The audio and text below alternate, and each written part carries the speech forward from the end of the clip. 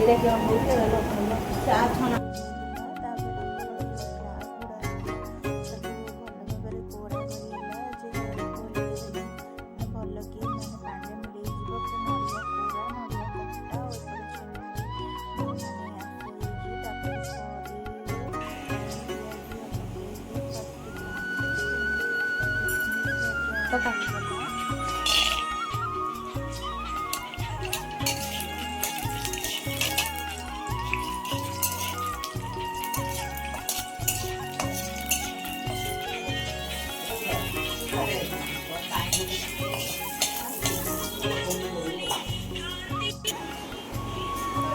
मुझे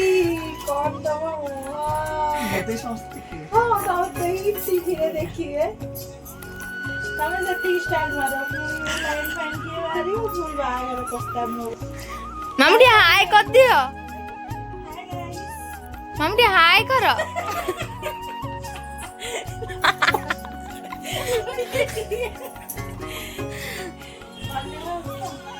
काजू किशमिश भाजला पर घीरे कटा नड़िया नड़िया काटी पकई भाजीदेली तापर गुजुराती गोलमरिच गुंड हम बोली बाहर करदेली और कपूर टे पकई पानी बास्ना हम पोड़ पिठा बोली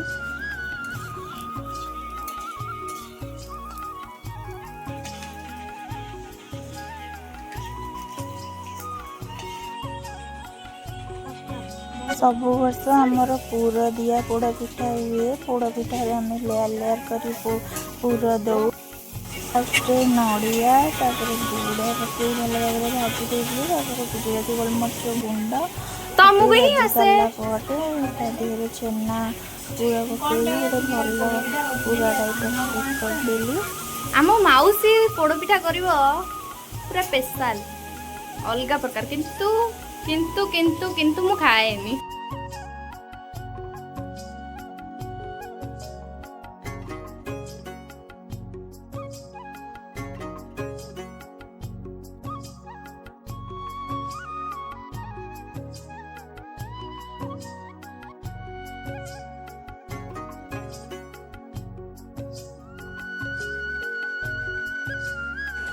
पोड़ पिठा जो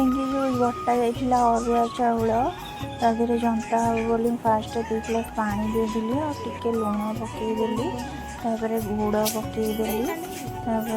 गुड़ टिके मेल्ट से पानी मिसी गला देहरे तेजपत्र टे अदा कोरी पकईदेली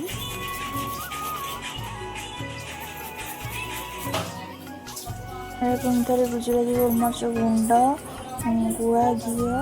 नड़िया कोरा नड़िया कटा ये सब भल भाव कुटिला आम कटा जाइथिबा चाउल को भी पकेइबा तापर ताको जंतीबा किसी समय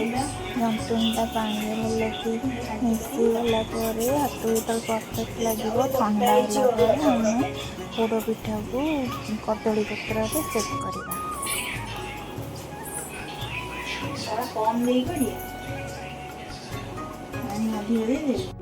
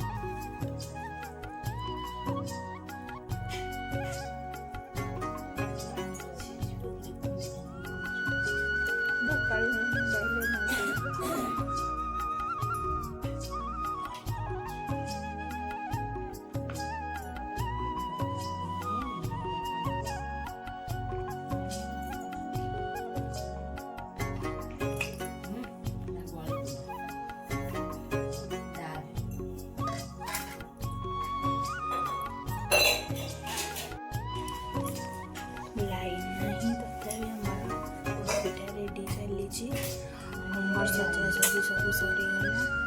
ଏବେ ଖାଲି ଚୁଲିରେ ବସିବ 3-4 ଘଣ୍ଟା, କାଲି ସକାଳକୁ ବେଳକୁ ଖୋଲିଲା ବେଳକୁ ପୋଡ଼ପିଠା କେତେ ସୁନ୍ଦର ସିଝି ଯାଇଥିଲା, ପୋଡ଼ି ଯାଇଥିଲା। ଯଦି ଭିଡ଼ିଓଟା ଭଲ ଲାଗିବ ଲାଇକ୍, ସେୟାର, ସବସ୍କ୍ରାଇବ୍ କରିଦେବେ। ନମସ୍କାର, ଜୟ ଜଗନ୍ନାଥ।